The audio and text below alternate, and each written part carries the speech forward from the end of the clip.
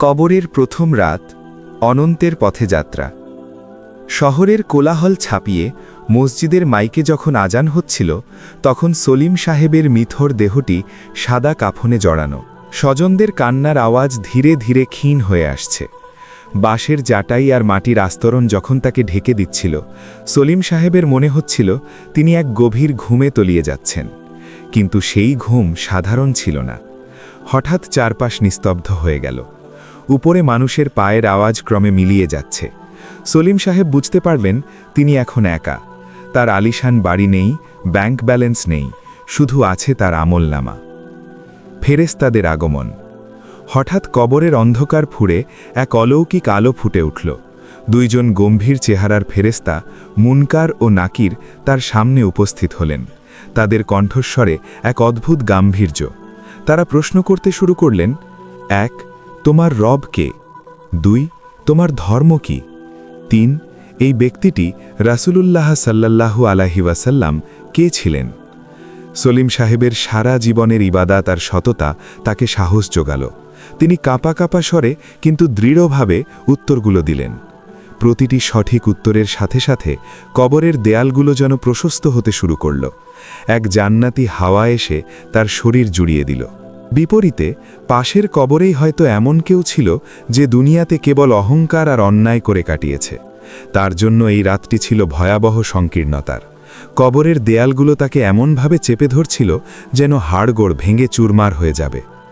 সলিম সাহেব উপলব্ধি করলেন, কবরের প্রথম রাত আসলে কোনো অন্ধকারের গল্প নয়, বরং এটি হলো আয়নার মতো। দুনিয়াতে মানুষ যা বপন করে, এখানে তাই কাটে।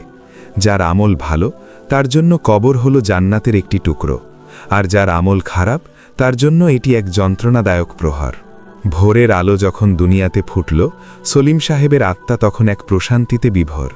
তিনি বুঝতে পারলেন মৃত্যু শেষ নয়, বরং এটি এক নতুন এবং চিরস্থায়ী জীবনের শুরু। ইসলামী বিশ্বাস অনুযায়ী একজন ঈমানদারের জন্য কবর কেবল মাটির গর্ত নয়, বরং এটি জান্নাতের একটি বাগান। দুনিয়ার যাবতীয় পরীক্ষা শেষে মুমিনের জন্য কবরের জীবন হয় প্রশান্তি ও বিশ্রামের জায়গা। কোরআন ও হাদিসের আলোকে মুমিনের কবরের শান্তির কয়েকটি বিশেষ দিক। হাদিস অনুযায়ী যখন কোনো ঈমানদার ব্যক্তি কবরের সওয়াল জবাবে বা মুনকার নাকিরের প্রশ্নে সফল হন, তখন আসমান থেকে একজন ঘোষণাকারী ঘোষণা করেন, আমার বান্দা সত্য বলেছে। এরপর তার জন্য জান্নাত থেকে একটি বিছানা বিছিয়ে দেওয়া হয়, তাকে জান্নাতের পোশাক পরিয়ে দেওয়া হয়।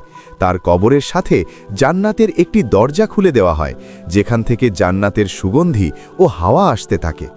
সাধারণ মানুষের চোখে কবর একটি সংকীর্ণ জায়গা মনে হলেও ঈমানদারের জন্য আল্লাহ একে তার দৃষ্টিসীমা পর্যন্ত প্রশস্ত করে দেন। ফলে সেখানে সে কোনো প্রকার সংকীর্ণতা বা চাপ অনুভব করে না। মুমিনের নেক আমলগুলো, নামাজ, রোজা, তিলাওয়াত কবরের অন্ধকার দূর করে দেয়। তার কবরকে নূরে আলোকিত করে দেওয়া হয়, যেন সে পরম শান্তিতে ঘুমাতে পারে। মুমিন ব্যক্তিকে কবরে ভয় দেখানো হয় না। ফেরেশতারা তাকে পরম আদরের সাথে বলেন, ঘুমাও সেই নববধূর মতো যাকে তার পরিবারের সবচেয়ে প্রিয়জন ছাড়া আর কেউ জাগাবে না। অর্থাৎ হাসরের ময়দান কায়েম হওয়ার আগ পর্যন্ত সে গভীর শান্তিতে বিশ্রাম নেবে। কবরে মানুষের একাকিত্ব দূর করার জন্য তার দুনিয়ার নেক আমলগুলো একটি সুন্দর চেহারার সুগন্ধিযুক্ত মানুষের রূপ ধারণ করে তার পাশে থাকবে।